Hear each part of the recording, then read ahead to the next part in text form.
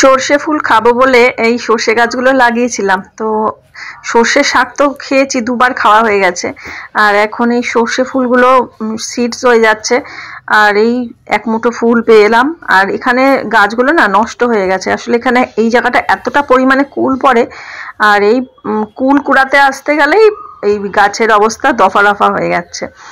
তো গাছগুলো তো আর রাখবো না, তো সেই জন্য ভাবলাম যেটুকু যা ফুল হয়েছে দুজনের অন্তত দুটো করে বড়াও তো হবে। তো সে দুটোর জায়গায় চারটে, দুজনের দুটো দুটো চারটে।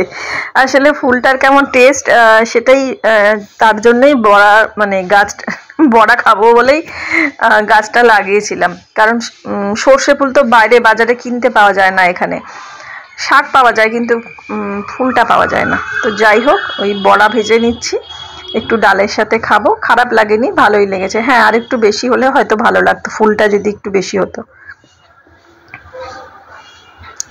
তো এখন এই খাওয়ার সময় ওই সর্ষে ফুলটা ভেজে নিচ্ছি, মানে বড়াটা ভেজে নিচ্ছি।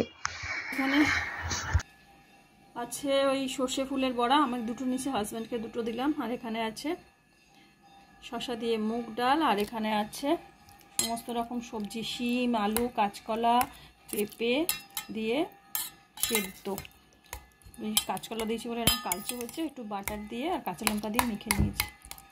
একটু গরম তো ওই জন্য এই করে করে করছি।